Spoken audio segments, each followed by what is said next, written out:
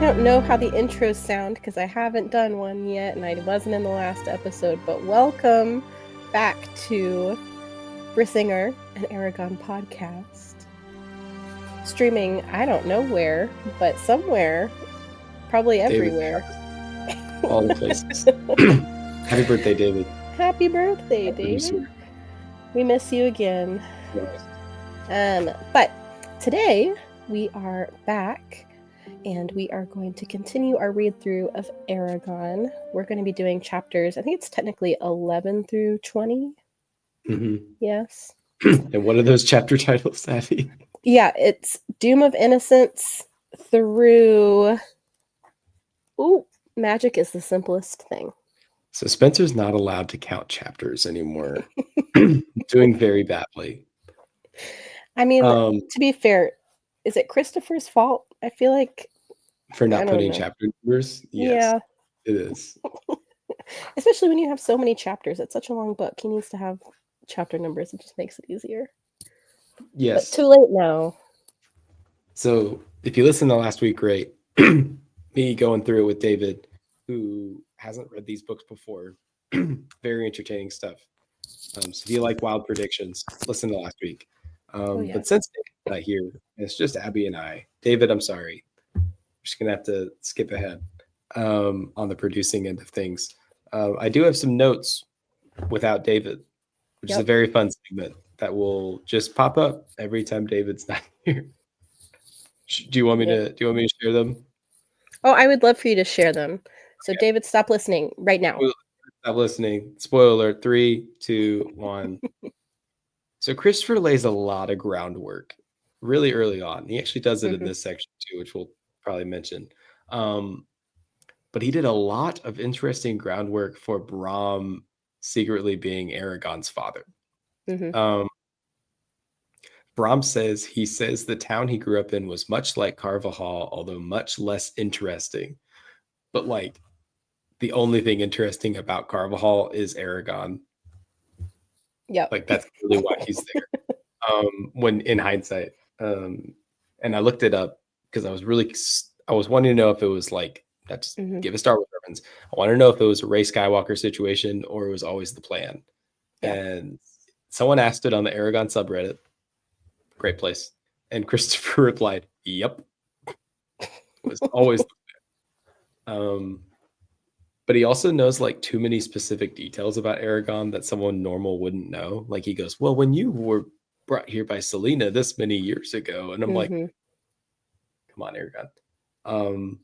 And then when he takes off the hood and there's a head of gray hair, that's a suggestion that his age is not as extreme as he tries to make himself appear, although he is extremely old for a human with no living dragon. So that was the main thing. Is just, and I think it might not have been in that section. It might be in this section where Brahma says, "I have a vested interest in your survival." And I'm like, that quote is very... Yes. I mean, like, and reading it the second time after I knew the truth, I was like, Spencer, it was right in front of your face. I mean, for a kid who asks a lot of questions, he doesn't ask the right questions. He doesn't have the right questions. Yeah, 100%. Yeah, I found it interesting.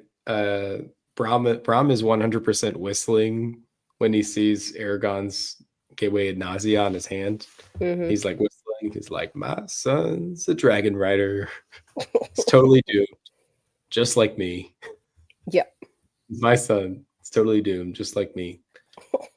So yeah, those were my main notes. Is just, and I think that's kind of what I'm. Every time I reread Eragon, I'm always on Brahm because it's the only book we really have with Brahm. Yeah. We only see him a little bit. Yeah, bits and pieces. And I still, like many fans, support Christopher's like, there's a great prequel somewhere in there. A Brahm prequel. And I'm like, yeah. It'd be so good. Yeah. It'd take him like a week because he's already kind of laid out all the groundwork here. But also we know how it ends, so I'm kind of 50-50 on it a little bit too. Yeah. Well, and I feel like when you create characters for a story like this, like even though we didn't have Brom for super long, you know, Christopher has already created an entire backstory and already knows Brom's life. That, like, you're right, it would take him barely any time at all just to get that out of his head and onto paper. But My kind of dream that will never happen is I would love uh, the Witcher style, which I barely played, but an RPG video game mhm, in the Eragon universe. yep, I feel like it's well poised to do that because you'd like learn archery and all the other skills, which they already have game mechanics for, and magic. sword fighting, and then the magic would be the hardest part, and then dragon flying Mhm. through trade and stuff would be Yeah, wild. that would. And I feel like Braum in a prequel, like a game starting with Braum and the Age of the Dragon Riders, might be even more fun. Mhm.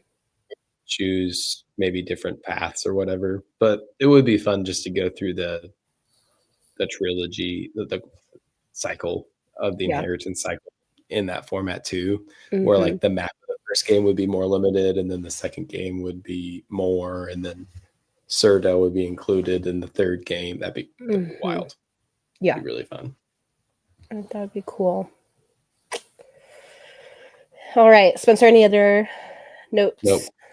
Are we This is leaving spoiler territory? yeah, for now. Okay, for now. I don't know. You never know what's gonna happen. All right, I don't know. Should we like wave David in?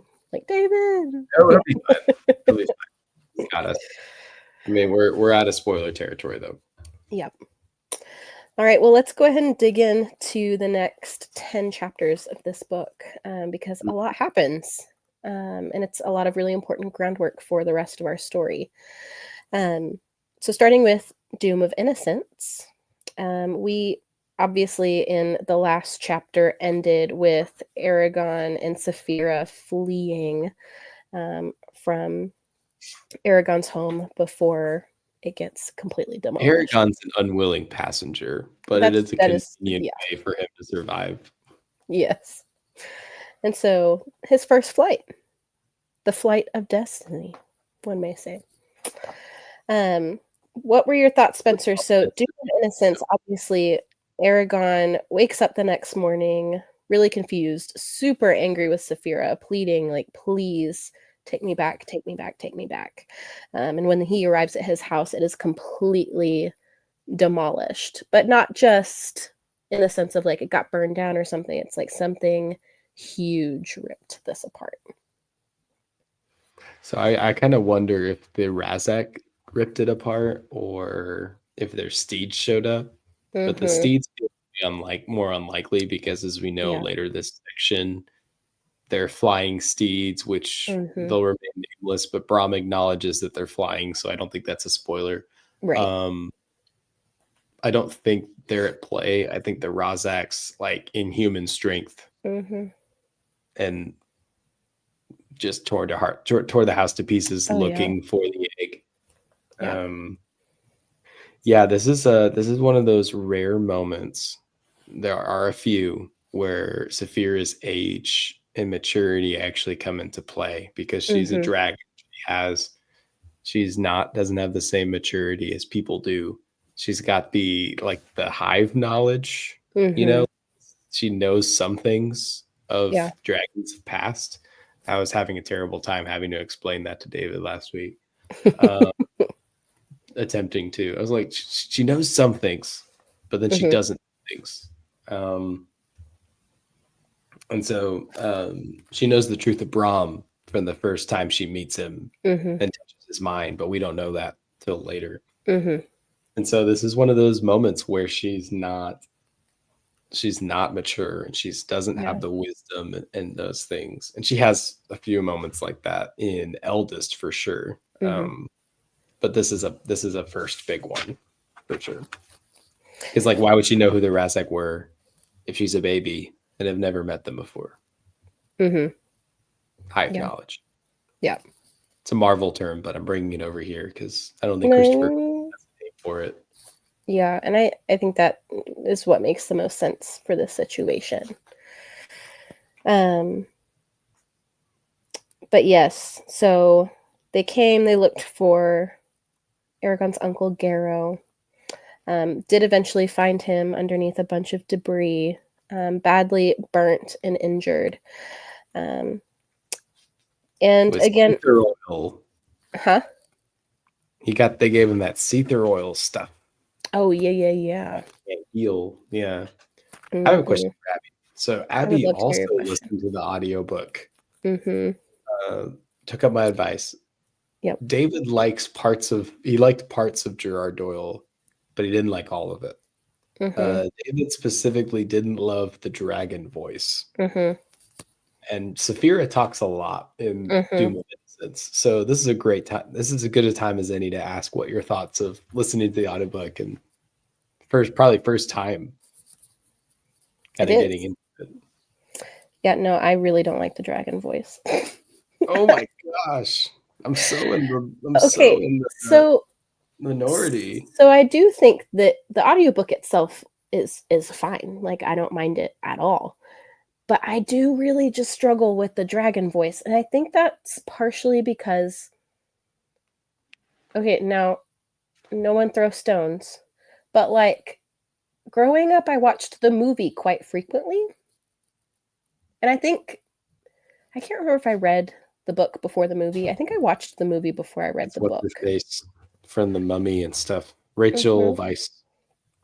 And you get just kind of, I like the idea of her voice sounding strong, but still like feminine and not like dragon rasp, like like And dragon raspy. There's a little bit feel of like it whenever she talks, but I feel like you might have the popular opinion on that too. yeah. Um, listeners, write in, comment Hmm. below, whatever. If we're on YouTube, Yeah. drop what you think because I might be in the minority. Hmm. But two things. Yeah. One, how would if Aragon would know from the beginning if it was feminine? Well, He doesn't know for a decent while right. if she's What if she female. sounded like a child? Okay. I don't. Counterclaim. I was Point to gonna Abby. say, yeah. I'm gonna do this again. Spoilers, David. 3, 2, 1. I think it might interest you. Just notice how his Saphira voice is different from his Mhm. Glader voice and his Thorn voice, and his Fearnan voice. That kind of was maybe what won me over. I Mhm. don't think I was won over until later on, because I thought, man, this is kind of masculine still, and it was kind of weird that he could distinguish between them, because he wasn't really thinking. He talked about in the video I think I sent you, or a different one, that he's like, I didn't really know when I created the dragon voice that there would be other dragons, Yeah. and so he had to kind of make it more, not make it more feminine, but he had to find out how to do boy dragons. Yeah. Um, and so that I thought that was just really interesting how he kind of worked through that. And that's Um, and totally again, fair, totally fair that you have that opinion. going back to say like I don't think that's necessarily like a fault of Gerard Doyle doing like a bad job. Like I think that he's a great narrator. And I think it's true, like dragon voices, especially when you have to do more than one dragon and then trying to distinguish between dragon voices, I think is like pretty cool. But I just do wish that Saphira sounded more feminine. And I think it's kind of the curse of audiobook narrators. Spoiler lifting, by the way. Yes. He Male audiobook readers, you have to adjust to however they do female voices, whether it be a Right. dragon in this case. His Yep. Nasawada voice is not my favorite thing. Hmm. Just because it's female. His Angela voice works for me. I Hmm. don't know why. It they should both be the same, but his Angela voice is almost very Helena Bonham Carter, actually. But yeah, the other thing David said about him was that his Brahms sounded like Ben Kenobi, Sir Alec Guinness, and I'm like, I think that's just that Gerard Doyle sounds like Sir Alec Guinness. Yeah. But I like that his Eragon voice is not his voice. So he has his narrator voice, and then he like I'm also listening. I'm double dipping because I'm reading Fellowship of the Ring right now and listening to it, mix of things.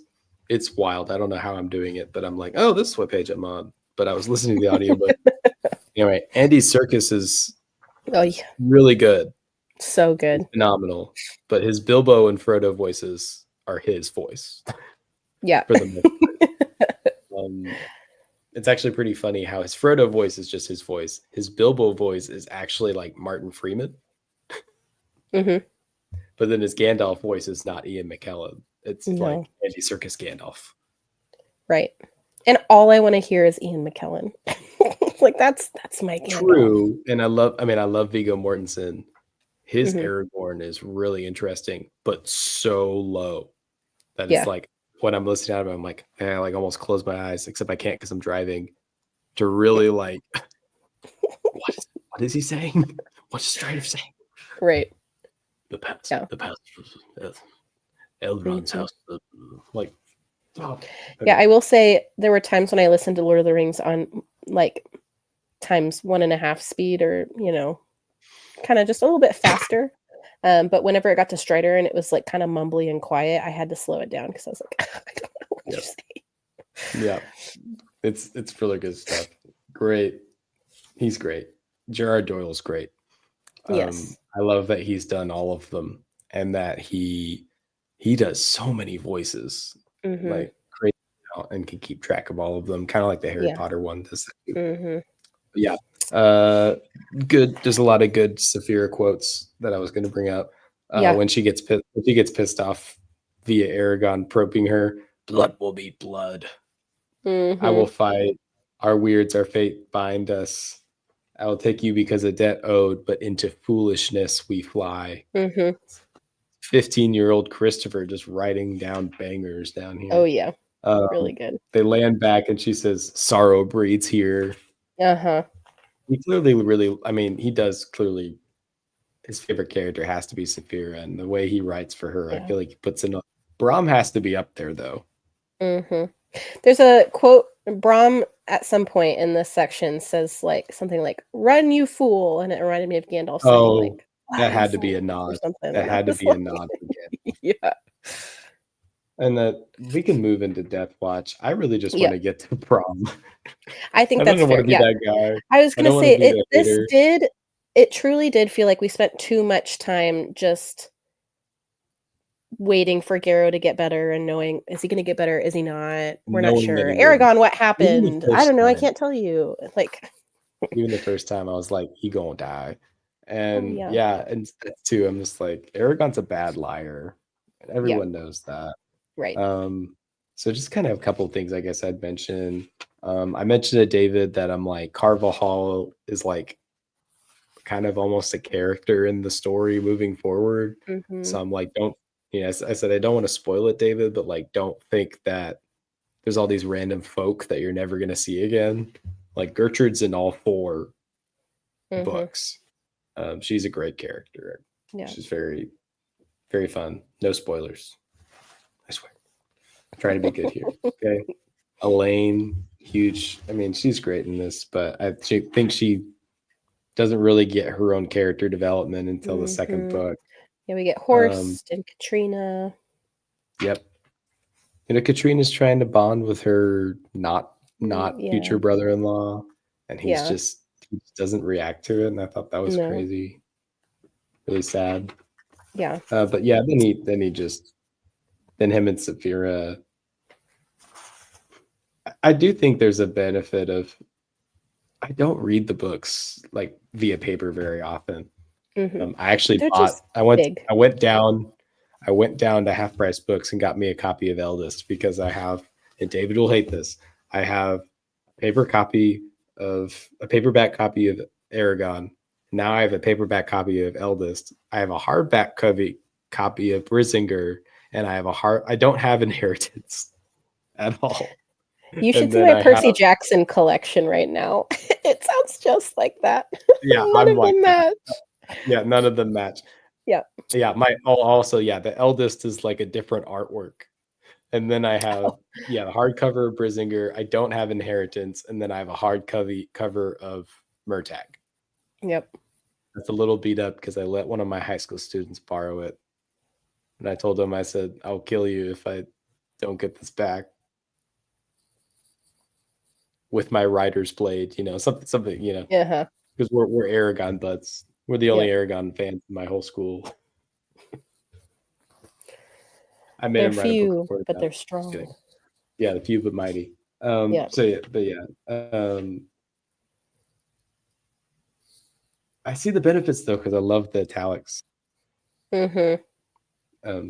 Saphira, he asked anxiously. There was a pause. Yes, Stone Years. Uh-huh. Man, I think the shortest chapter in the book has to be the madness of life. Oh, yeah.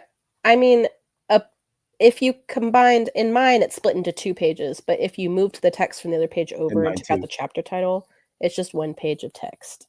Like, Yeah. it's short. It's Nothing the Jude of this. nothing really happens except for the fact that Garrett died, Yep. and that's about it. I like that. I don't want to be too skeptical, Yeah. but I like that Christopher moves away from. I feel like he wrote this more scene by scene almost, Mm-hmm. and he thought, "Oh, this would be a clever thing to do a stupid short chapter to have this really pinnacle thing happen." And I'm like, we don't read that way. No. So I like that he kind of moves away from that in Yeah. the next book. Like there's short chapters, but they're like a few pages still. Right. Love a writer's blade though. Oh, yeah. Well, in the beginning of this chapter, we get Eragon and Saphira kind of going back and forth while Eragon is grieving. He wants to go and pursue. Well, actually, Saphira kind of Saphira wants him. really encourages him Yeah. in a really difficult moment. And I Yeah. think maybe this is also where Gerard Doyle's very deep alien dragon voice is probably not as easy maybe as a human voice would be. Yeah. I still like it. Mm-hmm. I will defend it. But it is our destiny to attempt the impossible, to accomplish great deeds regardless of fear. It is our responsibility to the future. Love that.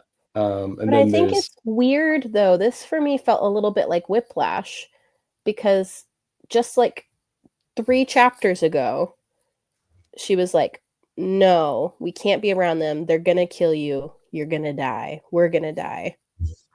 And now she's like, we need to go after them. Yeah. She's had a change of heart. Yes. But it's a very just big change of heart. Oh, yeah. And I love that when Eragon asked, am I strong enough for this? She said, you have me. Like, reminding him that he is not alone. I mean, it is nice to have a dragon. What do you want me to do? Pursue the strangers? Yes. Her frank answer confused him. Half of Saphira's answers are extremely frank. Mm-hmm.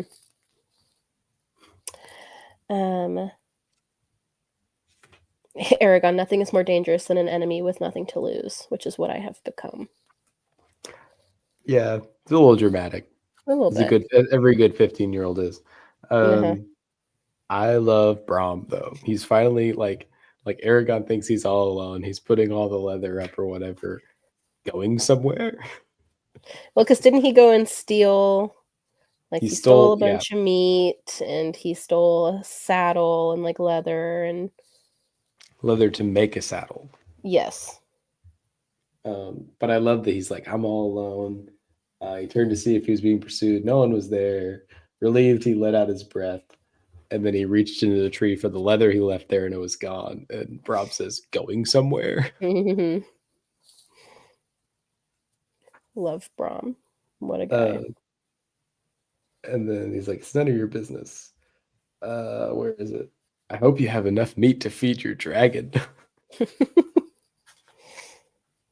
So I'd be it's like, just I don't, it's like, I don't know what you're talking about. Like, I he's wouldn't know got how a to good move. humor, and I love he's like he's got Aragon just like hook, line, and sinker, and Aragon's like, Mm-hmm. "Oh, Saphira, come get me. We're gonna get away." And um, and then finally Saphira comes. He says, "Come." "No, I will watch for a time." "Why?" I "Because think of the that's slaughter at Doru Araba." so funny. "What?" Yeah. And that was on my list of questions if David was going to be here, is to try to make him guess, wildly guess what the slaughter of Doru Araba is. Mm-hmm. Super obscure, doesn't make any sense when this book Yeah. came out. And I feel like if I looked it up, I would find a bunch of posts from 2004, which I did last time I was looking up stuff about the book. Uh-huh. Hilarious. Reading a bunch of like forums, because there wasn't Reddit back then. There was Uh-huh. so many forums trying to guess the endings and stuff. And I'm sure there's a whole forum about the slaughter of Doru Araba, because I don't even think it was on the map like Mm-mm. back then. Um, but yeah. Oh no, it's on there. It's on the map, but not explaining what it is. Right. Yeah. Well, Brahm kind of joins the team. Not fully. Eragon doesn't know, but I think Saphira and Brahm know. Yeah, probably. Yeah, Eragon has a lot of questions. Brahm's giving vague answers. So I like vague. Saphira. Fit it does. Greetings, Saphira. I'm honored to meet you. And she looks and she says, I like him.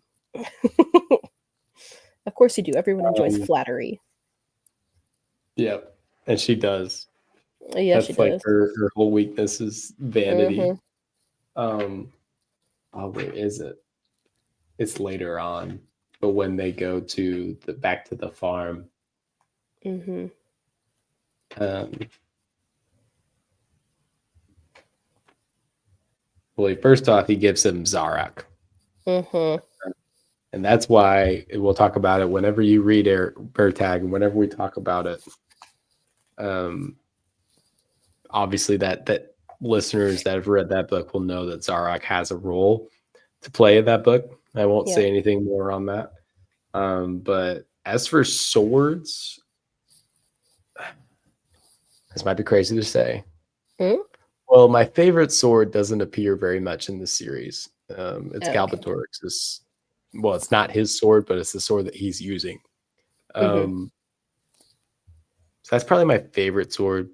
But my second favorite sword, it was a sword that I can't say, but we know what it is. But Zarak has actually taken the top spot. Mm-hmm. And I can't tell you why, but you'll get it. You'll get it, Abby. When you I'll get finish book, there. I'll you'll get get there. it. It's didn't think a sword could go through character development, but it Oh. kind of does. Um, leave it to Christopher, right? Yeah. But yeah, Um. I love Again. how Brock's giving him such an evil sword, Yeah. and he's so full of it. Oh, what does Zarak mean? Oh, I don't know. You know, Brom. Well, this whole time, Aragon asks questions, and Brahm's either like, I don't know, or I know a lot, but I'm not going to tell you. But then there are some things that he will tell him. So I think it's interesting to see what things Brahm decides to share and what things he doesn't, and what things he says he doesn't know when he actually does. But I love Right. that he just, and I'm okay with saying it, he just casually gives him Morzan's sword. Yeah. Yeah, I don't know if I don't know. I think they might not tell us till the next to another book Mm-hmm. what Zarak means, because it's Mm-hmm. not said, Yep. at least in this part of the book. Um, In this part, we learn what the Razak are, a little bit more about their history and for their powers. We learn a Um, lot about them later on too. mm-hmm. I Eragon's love like, how who are I love how you? original the Razak and the Urgles, but I love how Yeah. original the Razak are, Mm-hmm. and the parts that I think people get hung up on the parts that are carried over from inspired from Lord of the Rings, Star Wars, other things. Mm-hmm. I love the parts that aren't. Um, Yeah. I I think say people Urgles remind me of like orcs from Lord of the yes, Rings. yes, but no, Right, they're different. because of later how much we learn Yes, about because them. of later. Yep. And the elves are they feel the same, but then the more you learn about the elves, the more different they are. Mm-hmm. Uh, Yeah. dwarves too, but dwarves are probably more similar to Lord of the Rings dwarves than any other race, Mm-hmm. except possibly men, Yeah. because they're men. Fair. They're all human.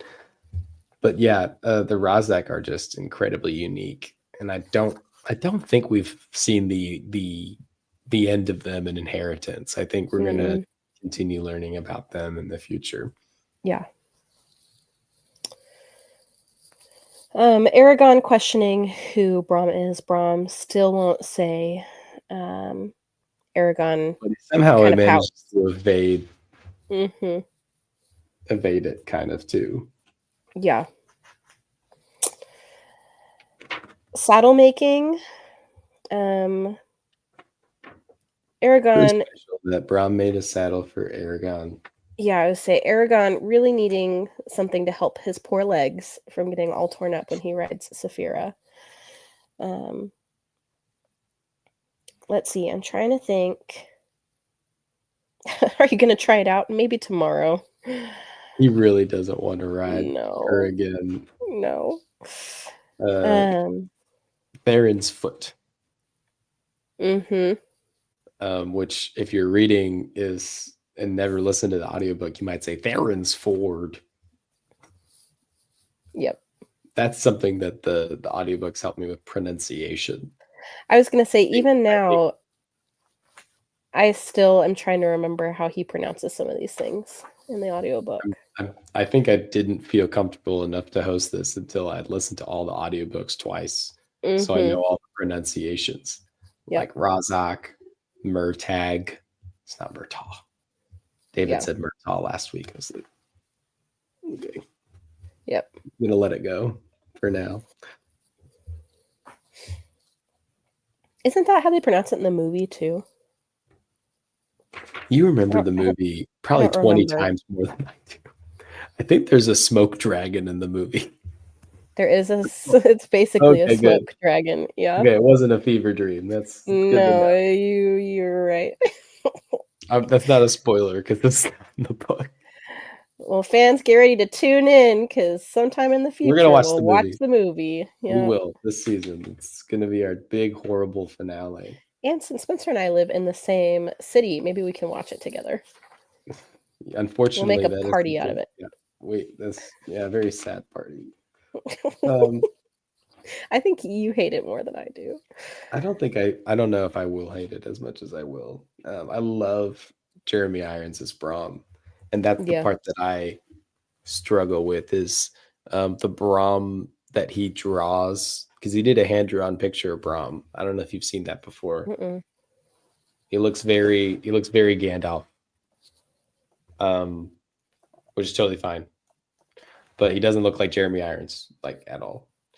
The only thing that I will say again about the movie and why I think it gets such a bad rap is I think truly there's just so much that they had to leave out because it was only like an hour and 40 minutes long. Yeah, You cannot do this book justice. Oh dang. it's Christopher's hand painted. He drew that. Whoa. Yeah, so he's a pretty good artist in his own right. Yeah, And that that's that wild. that that dragon eye artwork at the beginning of the book, that's Christopher as well. And he drew the Wild. maps. I Um, did know that. Yeah. yeah. So oh, and he's got the ring that we can't talk about yet. But Yep. he I can say that he has a ring. He has a ring. That's in the book. Yeah. Yep. But yeah, Theron's foot. Not much to say here. No. Besides getting Snowfire, who's a cool horse. Yep. And Caddock, who is an okay horse. I don't think I think he sells Caddock later on in this book. Caddock is not. Yeah, he's definitely not a continuing on character. Mm-hmm. Yeah, honestly, there's just not a lot that happens. Brom's just like, I need a BA horse. Like, I need the best one you got. Yeah. Yep. He recognizes that he's like going through a lot of stuff. That's true. The only note I really have from Thunder Roar and Lightning Crackle is that they talk about how steep and treacherous the road was. Mm-hmm. But I'm like, how did a whole caravan of traders go up this road then? Like, it's not super consistent. No. Something we haven't mentioned is how Brom throws Eragon a stick and they fight with sticks. Oh yeah, it's training. And he just beats him up. Yeah. And I think that's the difference too, because David would probably bring up Ben Kenobi did not do much in terms of fighting. Like not doing, him and Luke are not doing lightsaber duels. No. Training. Well, and I think sticks or anything. And David can correct me if I'm wrong, just with my Star Wars knowledge that I've gained over the years, but Obi-Wan Kenobi was also less of a fighter and more of a diplomatic kind of, let's find a way to talk to a solution rather than let's just aggressively come out and duel. Now, and that was initially, then when they had like the Clone Wars and like I think things. Obi-Wan's one of the best lightsaber duelists. Oh no, he's really good. But he prefers not to. Phantom Menace for sure, he would prefer to duel. Phantom Menace Obi-Wan is different. Yeah, that's fair.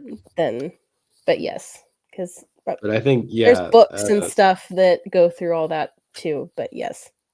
And we missed it. I hate to jump around. I was hoping I'd find it, and I didn't.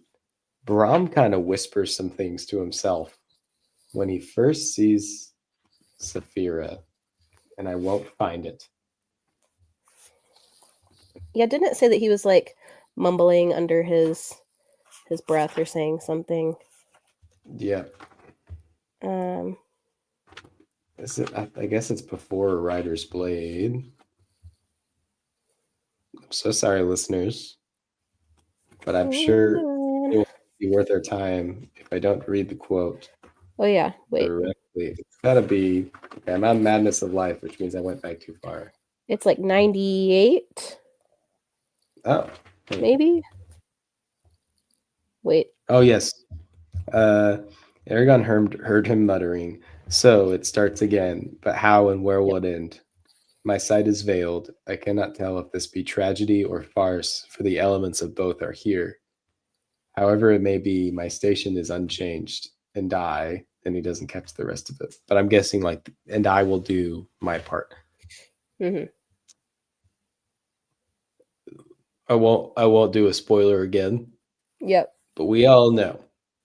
Yep. Well, David doesn't. But David doesn't, but we know. A great quote. Yeah. Anyway, back to Theron's foot, or actually Lightning and Crackle. There's a parallel between the storm that happens here and the storm that happens in Inheritance. Spoiler: there's a storm in Inheritance. Wow. But I wanted to make note of that.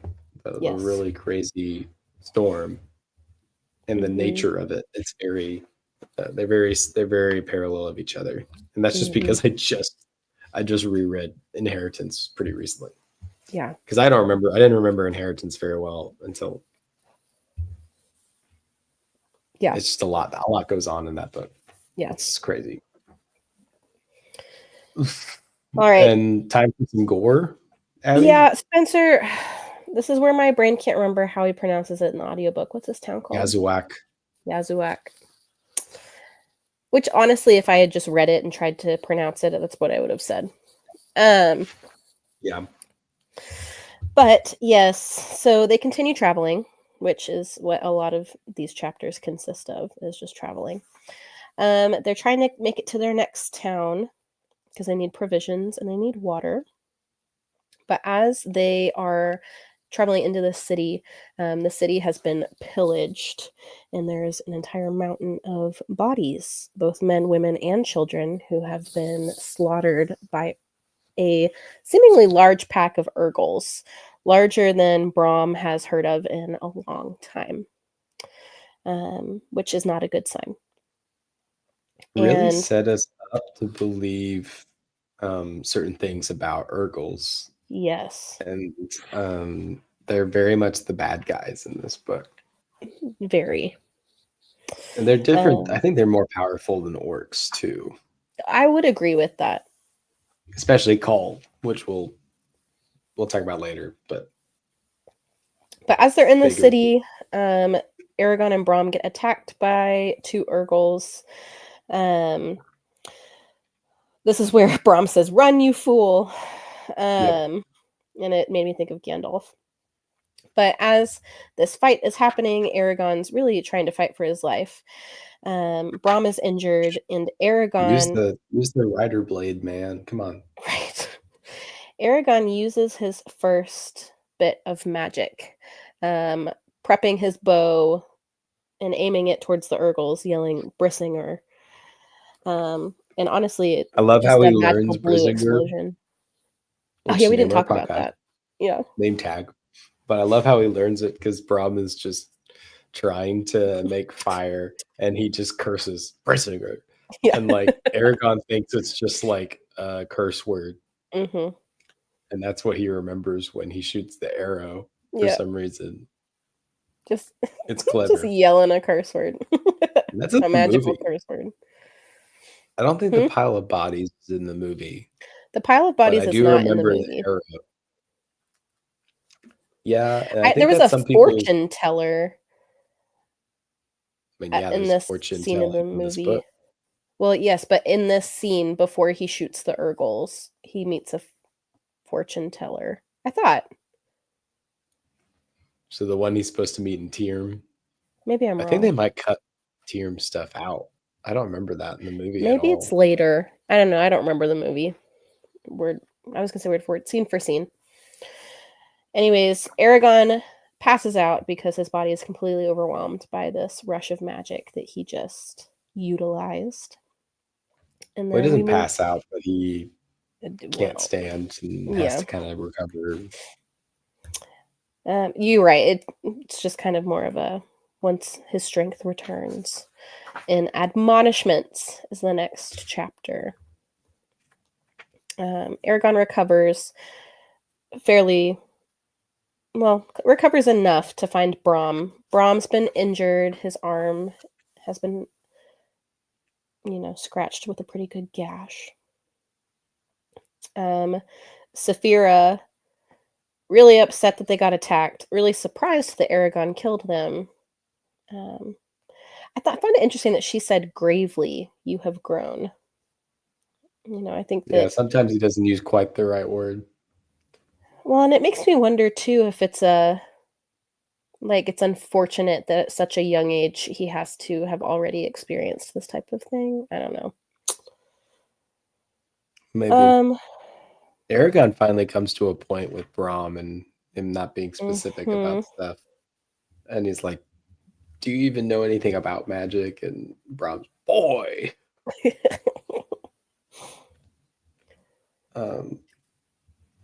But yeah, I think, and I know we're kind of moving around, but they discover that Brahm is a magician. I think we should move to magic as the simplest thing because it's an intro to the magic of the universe. And I kind of wanted to know, Abby, what your thoughts were.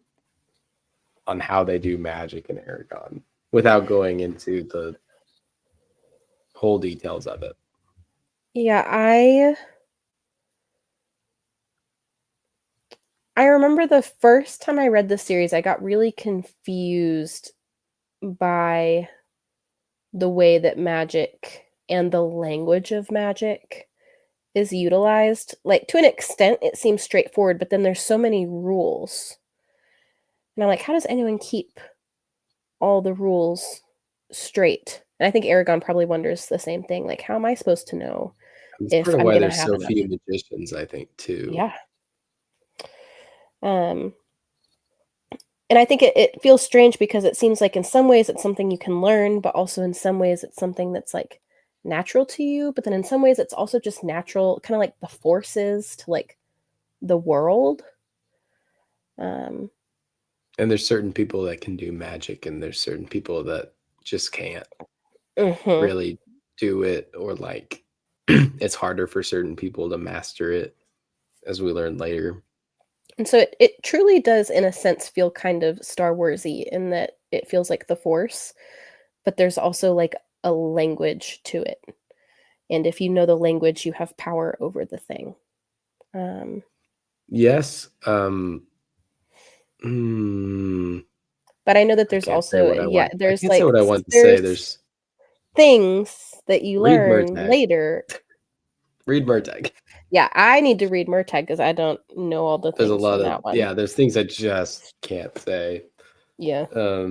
Right now, but I want to, but I won't. It's not because of listeners. I'd do another spoiler if I could, but Abby hasn't read Murtag I yet, and know. there's stuff that I just can't. I don't want to. I don't I'm want to working spoil on it it. for I'm her. working on it.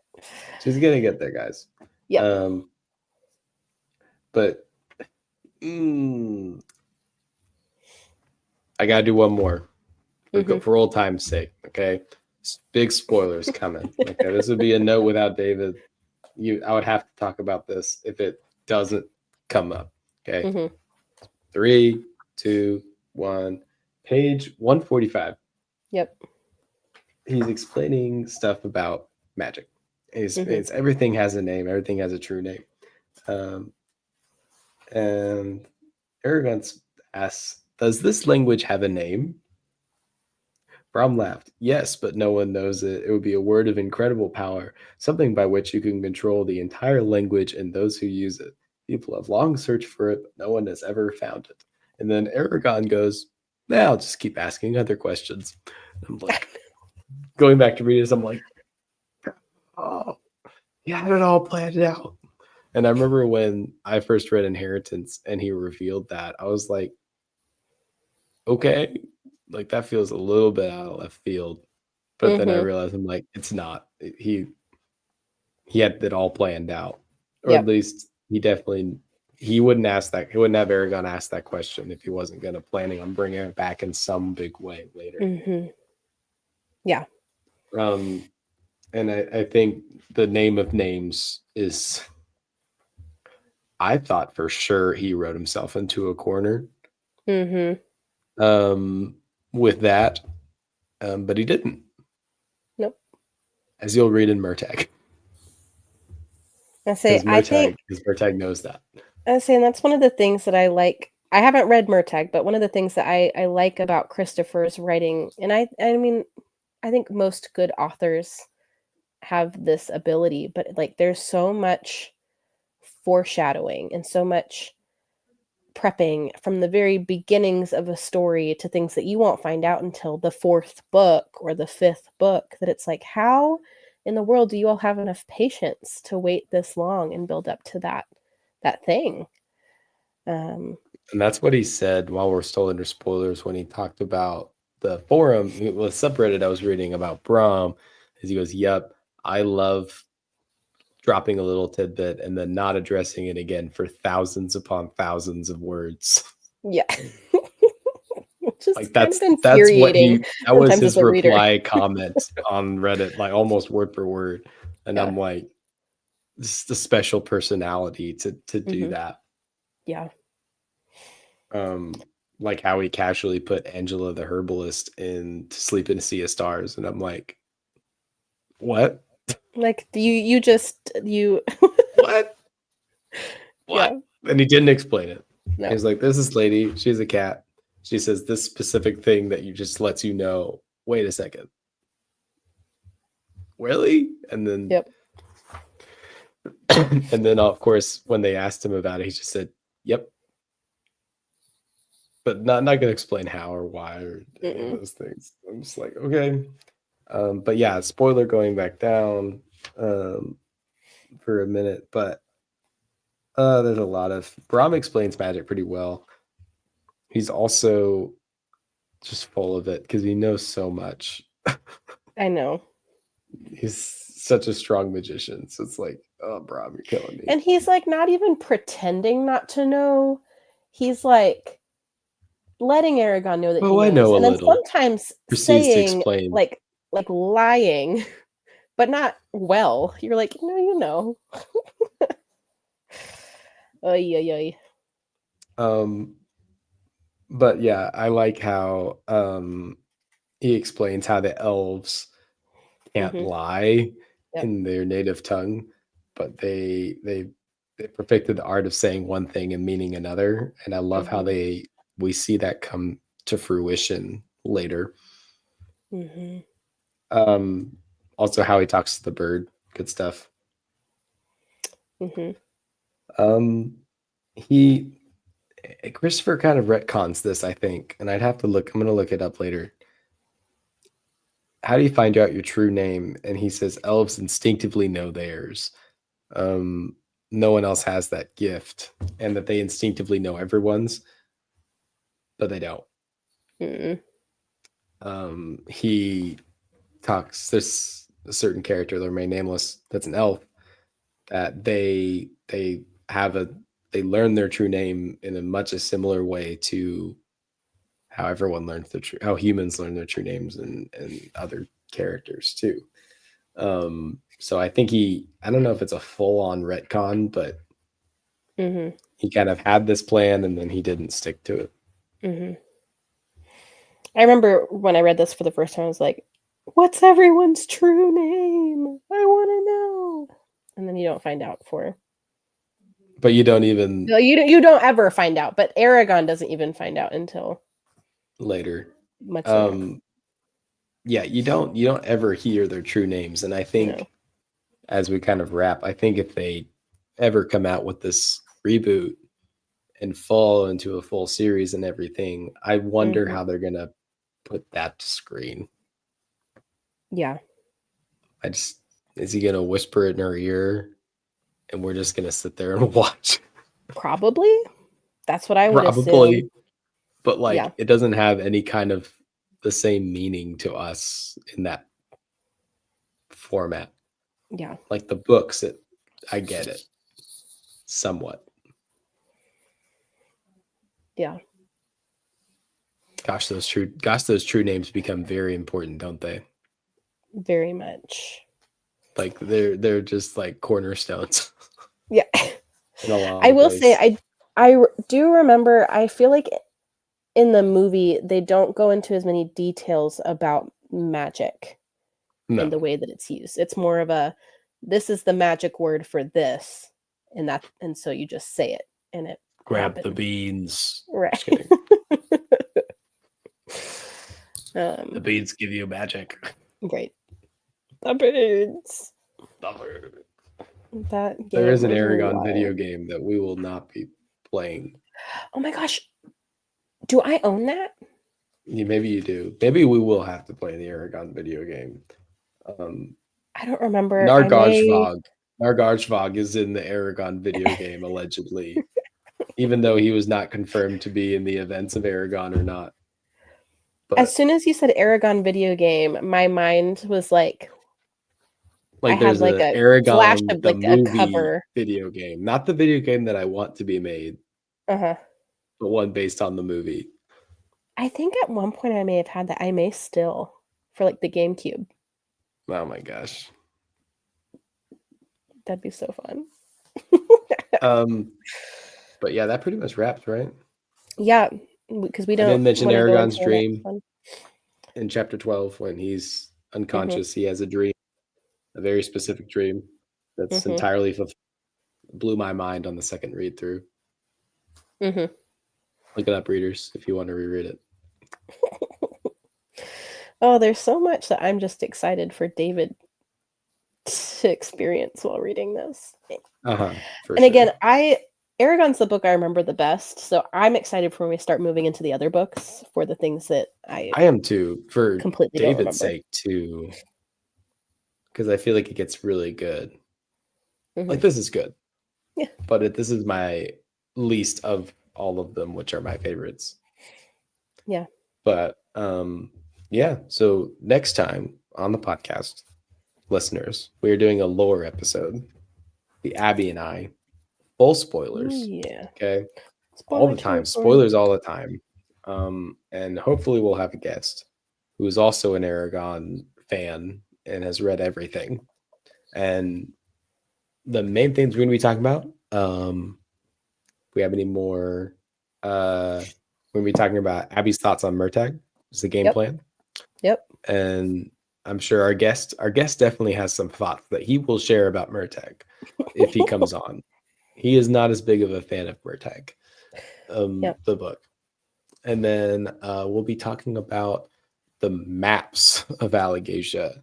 And I won't say any more because it's pretty spoilery. Mm-hmm. But if you're on Palini.net at all, it's like the very first thing that pops up. So you'll get what we're talking about, the map, not just the map, but all of the map. Yep. And we're going to try to make sense of whatever that is. And I have my book 6 scoop that I'll share then as well. Nice. It's not really a scoop. It's not like I'm best buds with him, but I found a video of his that does not seem to make the rounds around the internet. So I will be sharing some stuff that he revealed about book 6. Cool. Well, I'm excited.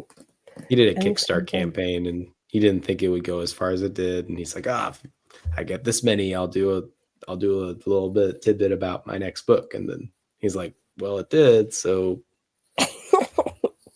yeah, don't underestimate your fans. There you go. Yeah, that's what he did. Yeah. He underestimated his fans, which he does a lot, actually, from what he's told me in his videos, what I've seen in his YouTube videos. Yeah. Well, Spencer, I'm excited. Thank you for having this brain baby and then bringing it to life for That's been David really and fun. I never knew. I didn't know how to pan out, but it's going great. Oh, yeah. And we've got a lot more to go. So, yeah. Well, friends, thank you for listening or watching, whatever platform you're on. That's it for us today. Again, I'm Abby with my co-host Spencer, and this is Braysinger, an Eragon podcast. May your swords stay sharp. You did it. Yeah.